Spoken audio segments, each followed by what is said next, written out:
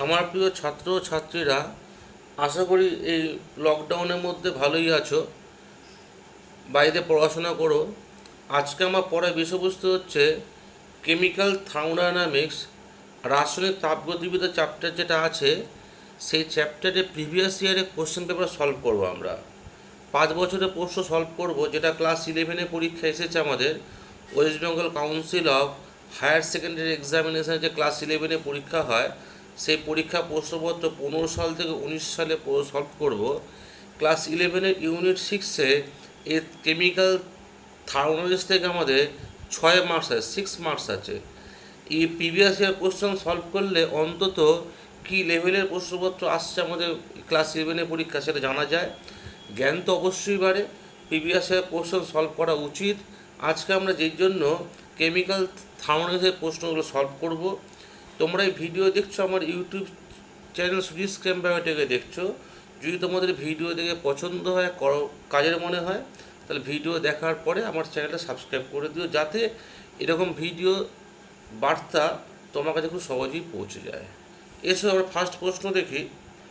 First প্রশ্ন হচ্ছে write down the condition for spontaneity process. এটা 2019 সালে এসেছিল। কোনো প্রক্রিয়ার স্বতঃস্ফূর্ত শর্তগুলির কি? যদি কোনো প্রক্রিয়া তাপ উৎপাদী হয়, that means del is negative হয়, এবং ওই প্রক্রিয়া চলাকালীন সিস্টেমের এন্ট্রপি বৃদ্ধি পায়, ডেল এস পজিটিভ হয়, তখন যে কোনো টেম্পারেচারেই ডেল জি মান নেগেটিভ হয়, তখন প্রক্রিয়া স্বতঃস্ফূর্ত হয়। When a process is exothermic in nature, that means del is negative, and during this process entropy of the system becomes increases, that means del is positive, then at any temperature del G becomes negative, so the process will be spontaneous one. তাহলে first শর্ত কি? সিস্টেমকে exothermic হতে হবে। Second শর্ত কি? সিস্টেমের entropy increase করতে হবে। তাহলে যে কোনো তাপমাত্রাতে বিক্রিয়াটা কী হবে? স্বতঃস্ফূর্ত হবে। নেক্সট প্রশ্ন হচ্ছে, এই প্রশ্ন 2019 সালে এসছে, the ratio of two extensive property always an intensive property, give example. দুটি পরিমাণগত ধর্ম অনুপাত সর্বদাই অবস্থাগত ধর্ম হয়। উত্তর হচ্ছে ভর হচ্ছে একটি পরিমাণগত ধর্ম, এক্সটেন্সিভ প্রপার্টি। আবার তোমরা জানবে আয়তন হলো একটি এক্সটেন্সিভ প্রপার্টি। এবার ভর বাই আয়তন ভাগ করি, তাহলে কী হয়? ঘনত্ব হয়। ঘনত্ব কিন্তু একটি ইন্টেন্সিভ প্রপার্টি। তাহলে কী প্রমাণিত হলো? ভর ও আয়তনের অনুপাত অর্থাৎ ঘনত্ব একটি হলো intensive property. Mass is an example of extensive property, as well as volume is an example of extensive property. Now when mass divided by volume, that is mass by volume, then we obtain density. The density is an example of intensive property. So ratio of two extensive property, mass by volume, becomes intensive property. Density is an example of intensive property. আমার next প্রশ্ন হলো, del H and del U এর মধ্যে সম্পর্ক স্থাপন করো। করিলে del H and del U of a reaction. এই সম্পর্কটা আমার ছায়া প্রকাশনীর বইতে 6.14.2-তে আছে। এর বইয়ের থেকে খাতায় লিখে নেবে যে সম্পর্কটা অ্যাট লাস্ট আসবে del H minus del U সমান ডেল এন আর টি। এটাও 2019 সালের পরীক্ষা এসেছিল, অথবা আমার যে কপি নোট আছে সেই নোট কপিতেও তুমি দেখতে পারো। আমার নেক্সট প্রশ্ন হচ্ছে, at STP latent heat of fusion of ice is 6 kilojoule per mole. Calculate the entropy change during this conversion. প্রমাণ বায়ুমণ্ডলের চাপ উষ্ণতায় বরফ গলনের লিন্থ অফ 6 কিলোজুল পার মোল হলে ওই পরিবর্তনে এন্ট্রপি কত পরিবর্তন হবে? বরফ গলছে, ফিউশন হচ্ছে, রিয়াকশানটা হচ্ছে H2O থেকে H2 লিকুইড হচ্ছে, বরফ গলে জল হচ্ছে। তা ডেল এস ফিউশন সমান del S fusion by TF. Del এর মান হচ্ছে 6 কিলো জুল, যাকে জুলে করা হয়েছে 6 × 10⁻³ জুল মোল ইনভার্স। আর তাপমাত্রা 0 ডিগ্রি সেন্টিগ্রেড মানে 273 কেলভিন, এটা ডিভাইড করলে পাওয়া যায় 21.978 joule mole inverse kelvin inverse. আমার নেক্সট প্রশ্ন হলো, হেসের সূত্রটি বিবৃত করো। Write the statement of Hess's law. এ কোনো সূত্র আসলে সূত্রটা টু দি পয়েন্ট লিখতে হয়, হ্যাঁ। সূত্রটা হচ্ছে কোনো বিক্রিয়া একটিমাত্র ধাপে সম্পন্ন হলে যে পরিমাণ এনথালপির পরিবর্তন হয়, যদি বিক্রিয়াটিকে একাধিক ধাপে সম্পন্ন করা হয় তখন মোট এনথালপির পরিবর্তন আর পূর্বের আগের এনথালপি পরিবর্তনের সাথে সমান হয়, কন্ডিশন যদি প্রারম্ভিক ও অন্তিম অবস্থা উভয় ক্ষেত্রে সমান হয় বা একই হয়। ইংলিশের স্টেটমেন্টটা হচ্ছে, in a reaction if the initial and final states are the same, irrespective of whether it is carried out in one step or in a series of steps, the heat change accompanying the reaction is same for both the cases. এই হেসের সূত্রের স্টেটমেন্টটা আমাদের class 11 পরীক্ষায় 2018 সালে এসেছিল। আমার next প্রশ্ন একটা numericals আছে, 2x plus y অ্যারো দিয়ে z at 290 Kelvin temperature, del H এমন দেওয়া আছে 300 কিলোজুল পার মোল আর del S 0.2 kilojoule kelvin inverse mole inverse. At what temperature the above reaction is spontaneous in nature? কোন উষ্ণতায় বিক্রিয়াটি স্বতঃস্ফূর্ত হবে? আমরা জানি del G সমান সমান del H minus T del S. For a spontaneous process, values of del G মান 0 কম হবে, অর্থাৎ del H minus T del S এর মান 0 কম হবে, অর্থাৎ mod value of T del S greater than mod value of del H, অর্থাৎ T greater than del H by del S। del H by del S ভ্যালুটা বসিয়ে দিলে পাওয়া যাচ্ছে টি এর মান 1500 কেলভিন। দ্যাট মিনস সিস্টেমের টেম্পারেচার যখন 1500 কেলভিনের বেশি হবে তখন সিস্টেমটা কী হবে? স্পন্টিনিউয়াস হবে।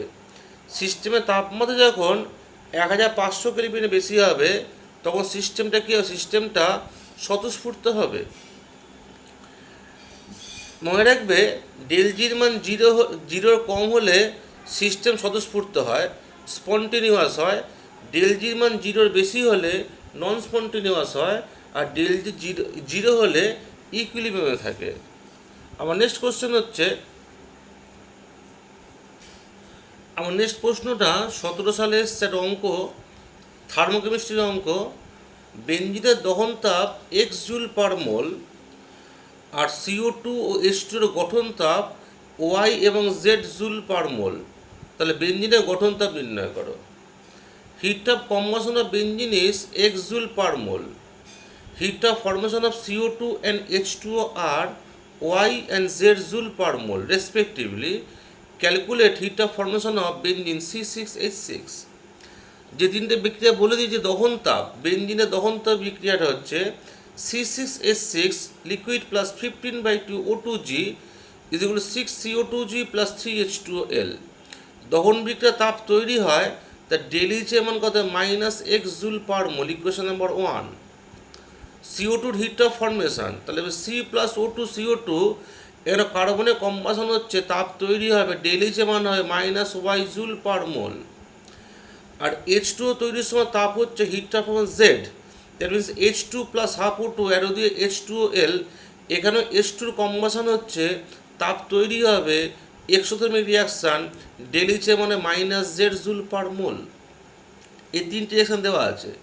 বেঞ্জিনের গঠন তাপ, হিট অফ ফর্মেশন বার করতে হবে, that means 6C solid plus 3H2G is equal to C6H6 liquid, del H unknown, equation number 4। এই 4 নম্বর ইকুয়েশন del H ক্যালকুলেট করতে হবে বাই দ্য হেল্প অফ 1, 2, 3। 4 নম্বর ইকুয়েশনে দেখো 6C আছে, আর কার্বন দিয়ে কোন বিক্রিয়াটা আছে? 2 নম্বর বিক্রিয়া, যেখানে একটা C আছে। এই একটা সিকে 6C করতে হবে, তাই 2 নং বিক্রিয়াকে 6 দিয়ে গুণ করতে হবে। 2 নং বিক্রিয়া 6 দিয়ে গুণ করা আছে। আবার দেখো 4 নং বিক্রিয়া 3H2 আছে, 3H2 H2 দিয়ে কোন বিক্রিয়া আছে? 3 নম্বর বিক্রিয়া আছে, একখানে H2 দিয়ে আছে, আনতে হবে 3H2। তা 3 নং বিক্রিয়াকে 3 দিয়ে গুণ করতে হবে, 3 নং বিক্রিয়াকে 3 দিয়ে গুণ করা আছে। আর 4 নং বিক্রিয়া দেখো C6H6 রাইট হ্যান্ড সাইডে আছে, আর C6H6 যে বিক্রিয়াটা তোমার আছে 1 নং বিক্রিয়া, সেটা লেফট হ্যান্ড সাইডে আছে। তা লেফট হ্যান্ড সাইডে C6H6 রাইট হ্যান্ড সাইডে নিতে হবে। তাহলে রাইট হ্যান্ড সাইড নিতে হলে, সাইড চেঞ্জ করতে হলে কোন ইকুয়েশন অ্যাপ্লাই করতে হবে তোমরা জানো? ল্যাভোসিয়ার ল্যাপ্লাস ল অ্যাপ্লাই করতে হবে। তাই 1 নং সমীকরণে কে অ্যাপ্লাই করতে হবে? ল্যাভোসিয়ার ল্যাপ্লাস ল করা আছে। তাহলে এই তিনটে কাজ করলে কিন্তু 5, 6, 7 পাওয়া যাচ্ছে। এই 5-6 যোগ করলে তুমি 4 নম্বর ইকুয়েশন পেয়ে যাবে। যোগ বিয়োগটা ভালো মতো করবে, যেখানে C6C solid plus 3H2G is equal to C6H6, জেলি যেমন হচ্ছে x minus 6y minus 3z joule per mole, এটা হচ্ছে এক্সাক্ট অ্যান্সার। এটা বেঞ্জিনের গঠন তাপের বিক্রিয়া। এই থার্মোকেমিস্ট্রি অঙ্ক যখন করবে, পেজের টপ থেকে শুরু করবে, যেন এই রিয়াকশানগুলো লেখার সময় পেজ চেঞ্জ না করতে হয়। পেন চেঞ্জ করলে না অঙ্কটা ভুল হয়ে যেতে পারে। এই 5-6 সাথে ইকুয়েশন ভালো মতো যোগ করবে, যোগ করলে এই লাইনটা আসবে, দুদিকে কাটাকাটি হয়ে দেখো 6CO2 বাদিকে আর 3H2 বাদিকে আছে, এখানে CO2 আর 3H2 কাটাকাটি যাবে। বাদিকে 6O2 আর এখানে 1.5O2 আছে, রাইট হ্যান্ড সাইডে 7.5O2 কাটাকাটি যাবে। তাহলে বাদিকে 6C plus 3H2, right hand সাইডে C6H6 থাকছে। ডেল এইচ এর মান হচ্ছে x minus 6y minus 3z, এটা এক্স্যাক্ট অ্যান্সার হচ্ছে।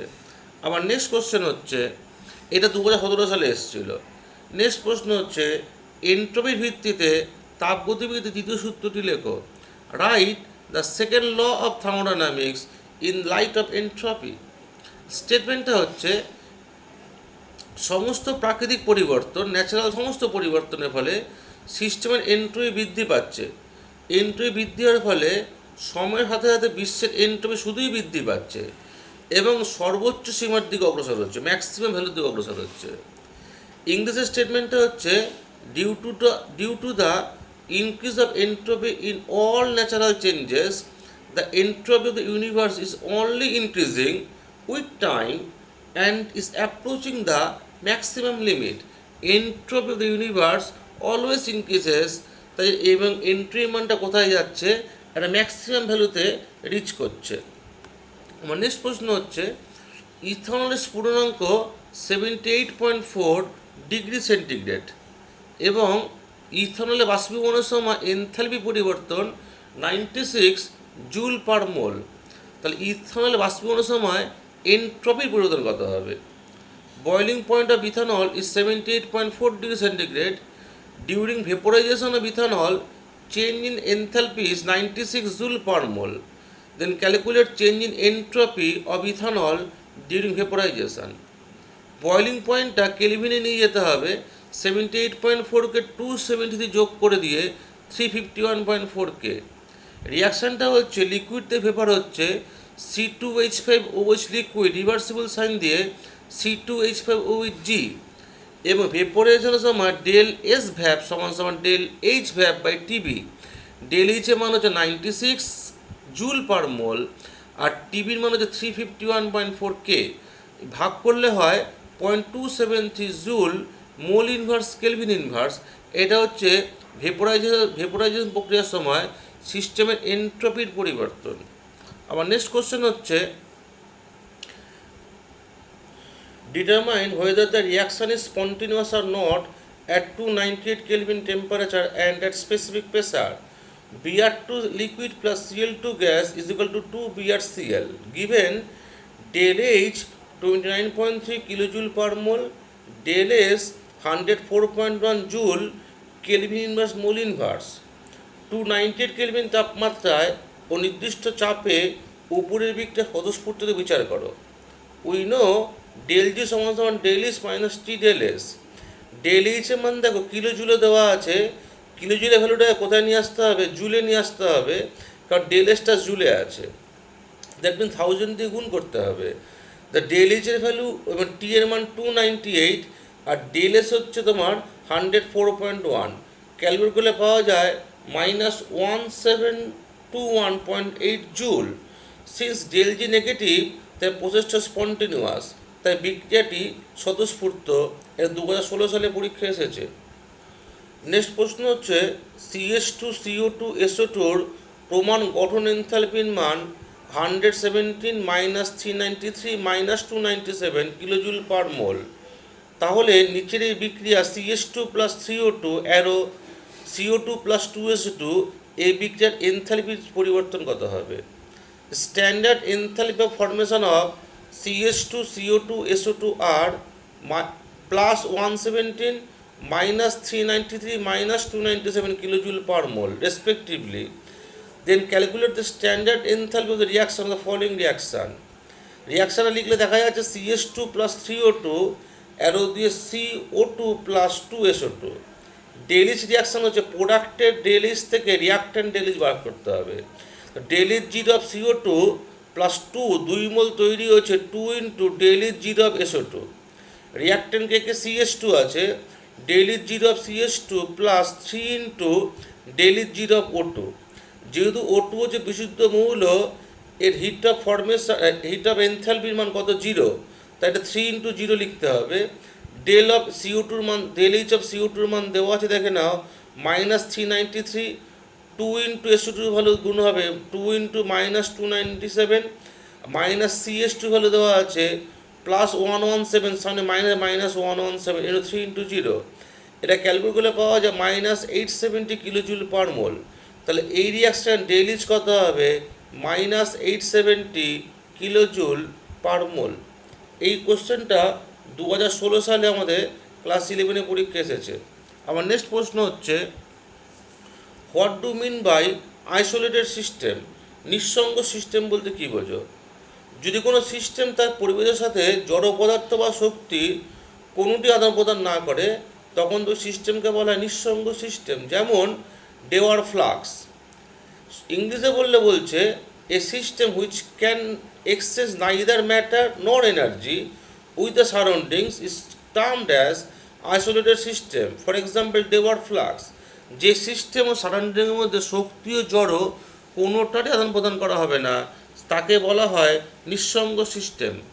এটা 2015 সালে আমাদের ক্লাস 11-এ পরীক্ষা এসেছিল। আমার নেক্সট প্রশ্ন হচ্ছে, রাসায়নিক পরিবর্তনে এনথ্যালপির পরিবর্তন আন্তঃশ্রুতি পরিবর্তন অপেক্ষা অধিক গুরুত্বপূর্ণ কেন? অর্থাৎ ডেল এইচটা খুব ইম্পর্টেন্ট, কার থেকে, ডেল ইউ থেকে। Why change in enthalpy is more important than change in internal energy in a chemical process? কোনো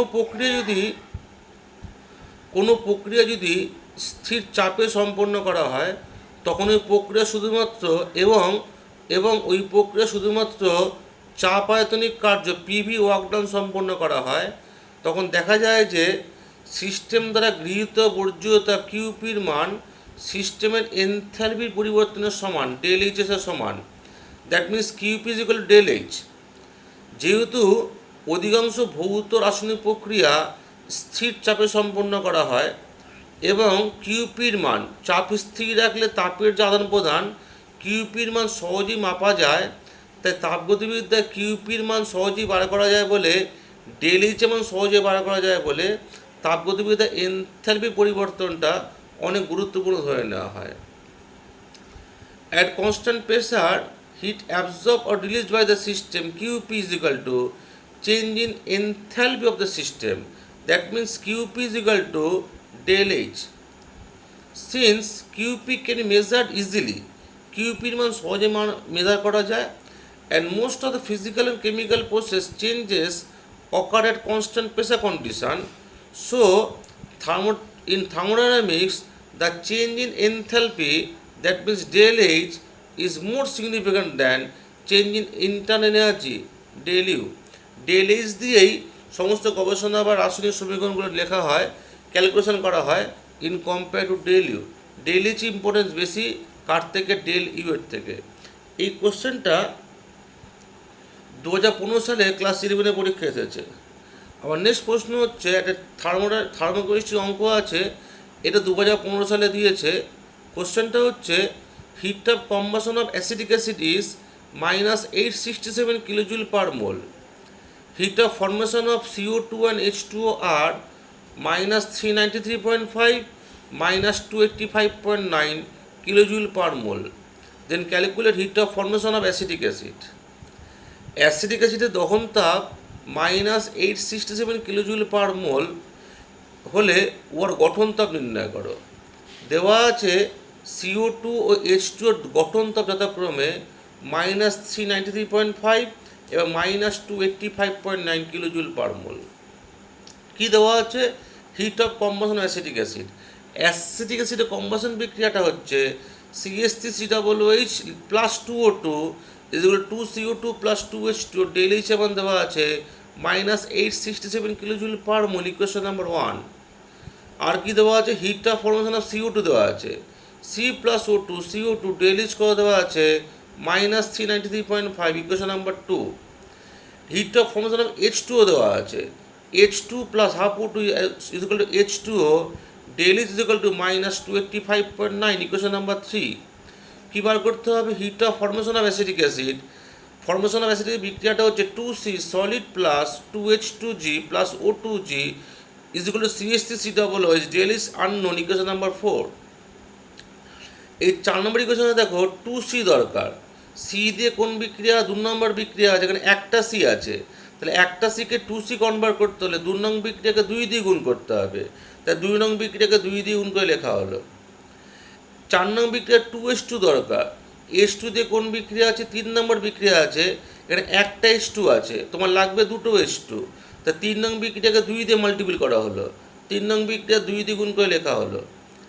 4 নং বিক্রিয়া দেখে নাও, অ্যাসিডিক রাইট হ্যান্ড সাইডে আছে, আর 1 নং বিক্রিয়া অ্যাসিডিক লেফট হ্যান্ড সাইডে আছে। তো লেফট হ্যান্ড সাইডে রাইট হ্যান্ড সাইডে নিতে হলে সাইড চেঞ্জ করতে হলে কোন ল্যাব অ্যাপ্লাই করতে হবে, ল্যাবুসিয়ার ল্যাপ্লাস অ্যাপ্লাই করতে হবে। তাই 1 নং সমীকরণে ল্যাবুসিয়ার ল্যাপ্লাস অ্যাপ্লাই করা হলো। 5, 6, 7 তিনটি ইকুয়েশন হলো, এই তিনটি ইকুয়েশন যোগ করলে কি পাওয়া যাবে, 2C plus 2H2 plus O2 is equal to CH3COOH liquid, del H মান দেখাচ্ছে -491.8 কিলোজুল পার মোল। এই অঙ্কটা 2015 সালে আমাদের ক্লাস 11 পরীক্ষা এসেছিল।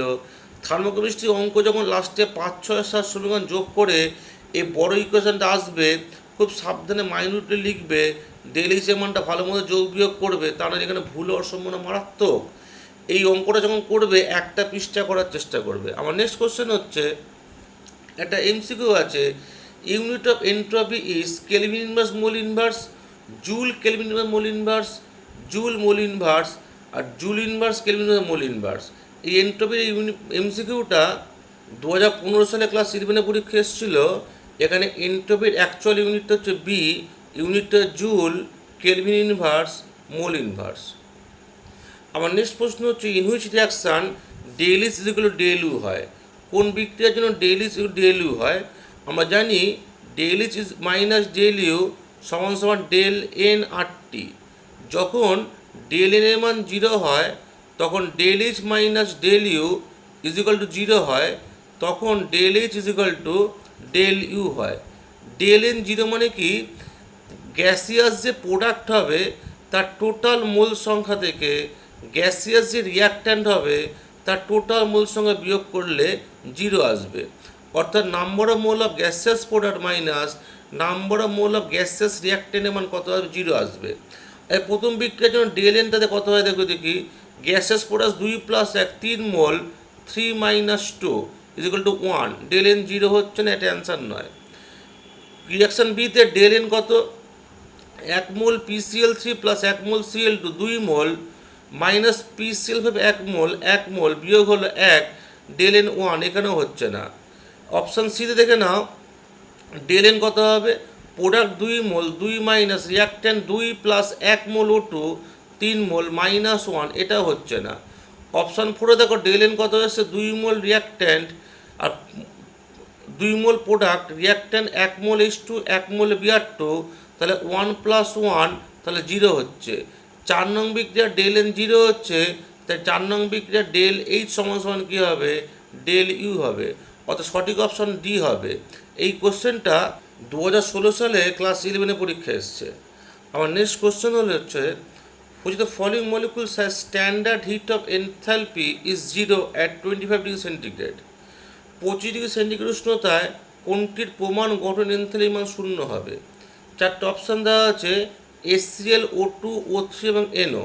আমরা জানি যদি কোনো এলিমেন্ট স্টেবল অ্যালোট্রোপে থাকে, যদি কোনো মৌল স্থায়ী রূপভেদ অবস্থায় থাকে, তখন ডেল H0 এর মান 0 হয়। এখানে HCl যৌগ কাউন্টিং আসবে না, NO যৌগ কাউন্টিং আসবে না। মৌল হিসেবে আছে কি, অক্সিজেন আছে এবং তার অ্যালোট্রপ ওজন আছে। এই অক্সিজেন ওজনের মধ্যে সবচেয়ে স্টেবল অক্সিজেন, তাই অক্সিজেন সঠিক উত্তর হবে।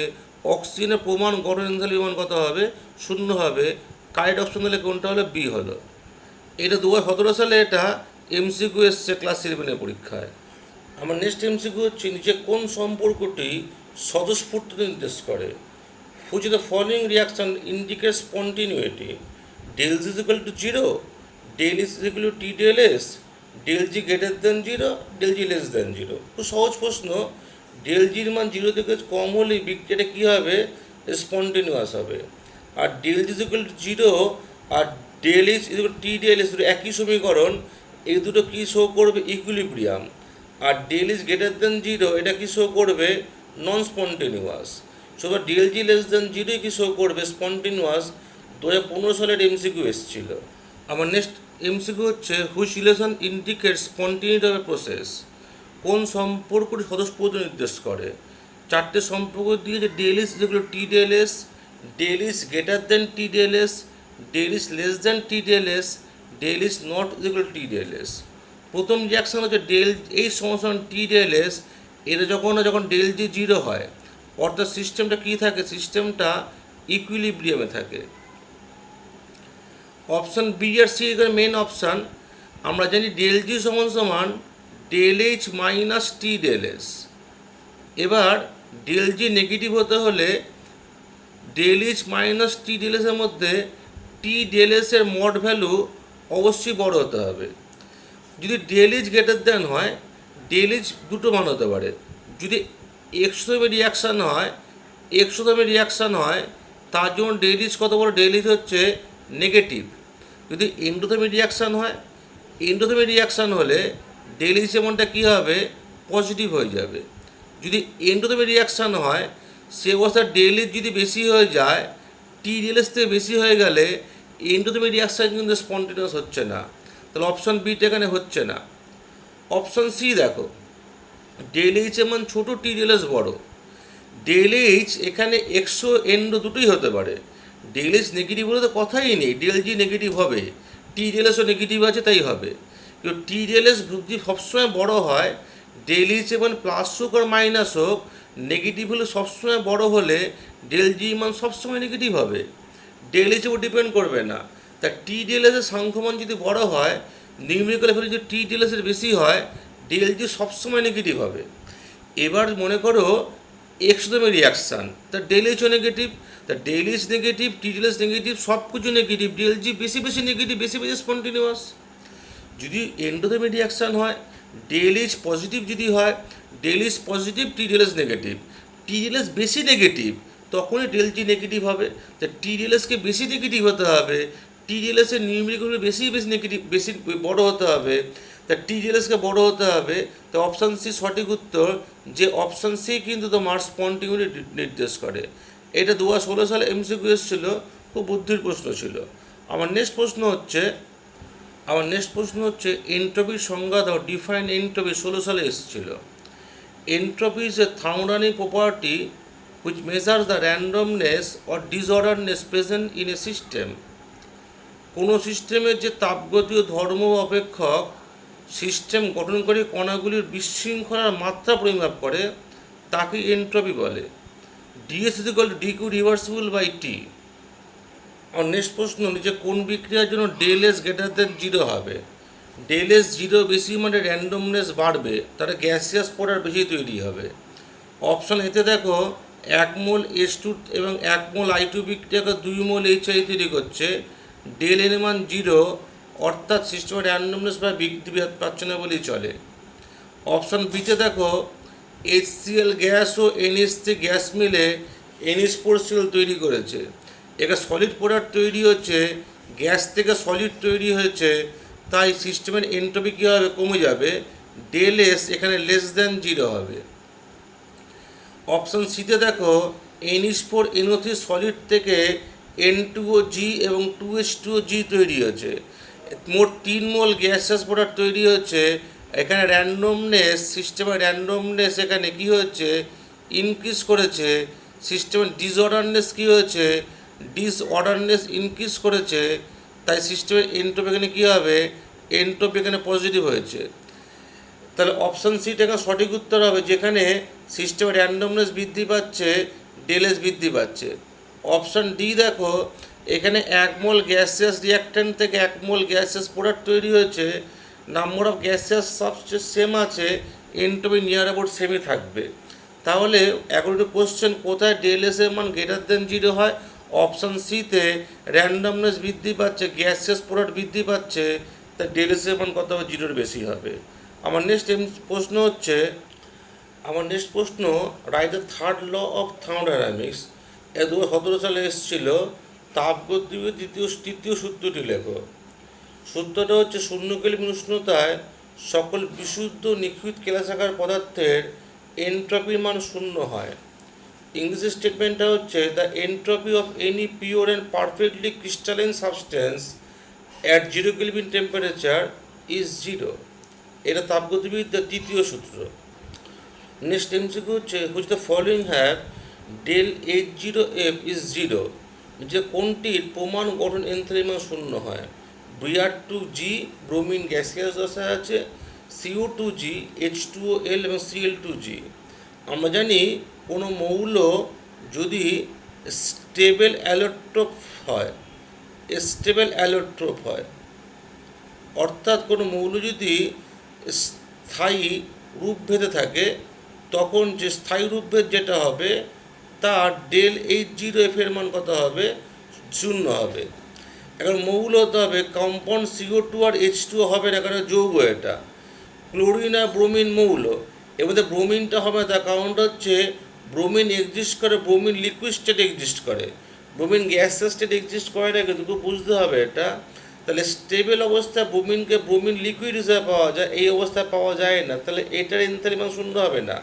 তাহলে এটা কোনটা মৌলকে চিহ্নিত করে? এলিমেন্টকে চিহ্নিত, Cl2G-কে চিহ্নিত করে। তো অ্যাকচুয়াল অ্যান্সার হচ্ছে Cl2G। ক্লোরিন গ্যাসের ডেল H0F এর মান কত হবে? 0 হবে। Give two example where change in entropy is 0। দুটি প্রক্রিয়া উদাহরণ দাও যেখানে এনট্রপির পরিবর্তন 0 হয়। 19 সালে এসছে। ময়রা সাইক্লিক প্রসেসে এনট্রপি পরিবর্তন 0 হয়, কারণ ইনিশিয়াল স্টেট আর ফাইনাল স্টেট সেম হয়ে যায়, তাই S2 - S1 এর মান কত হয়? 0 হয়। তাই চক্রীয় প্রক্রিয়াতে ডিএলএস এর মান 0 হয়। আর রিভার্সিবল অ্যাডিয়াবেটিক প্রসেসে ডিএলএস 0 হয়, কারণ আমরা জানি ডিএলএস সমান DQ রিভার্সিবল বাই টি। আর অ্যাডিয়াবেটিক প্রসেস যখন হয়, রুদ্রবীয় প্রক্রিয়া যখন কিউ এর মান 0 হয়, কিউ এর মান 0 হলে ডিএলএস এর মান 0 হয়। এই দুটো ক্ষেত্রে ডিএলএস এর মান কত হয়? 0 হয়। এই ছিল থার্মোডাইনামিক্সে, কেমিক্যাল থার্মোডাইনামিক্সে ক্লাস 11-এর যে পরীক্ষা হয়েছে আমার 2015 সাল থেকে 19 সাল থেকে পরীক্ষা হয়েছে, সেই পরীক্ষার প্রিভিয়াস ইয়ারে প্রশ্নপত্র সলিউশন। এই প্রশ্নপত্রটি ভালো মতো সলভ করবে, খাতায় লিখে প্র্যাকটিস করবে। এরকম তোমাদের বেলা যে 21 সালে পরীক্ষা হবে, এরকম লেভেলেরই প্রশ্নপত্র আসবে। এই প্রশ্নগুলো সলভ করবে, মাস্টারমশাইয়ের কথা আরও যে নোটপত্র আছে সেগুলো পড়বে, তো এই কোশ্চেনগুলো অবশ্যই সলভ করবে। আমার চ্যানেল সুজিত স্ক্যাম্বাইটাকে তোমরা ভিডিওটা দেখছিলে, যদি তোমাদের ভিডিও ভালো লেগে থাকে, আমার চ্যানেল সুজিত স্ক্যাম্বাইটাকে অবশ্যই সাবস্ক্রাইব করবে, যাতে এরকম ভিডিও তোমরা ভবিষ্যতেও পেয়ে থাকো। আমার চ্যানেলে এই ভিডিও দেখার জন্য তোমাদের ধন্যবাদ।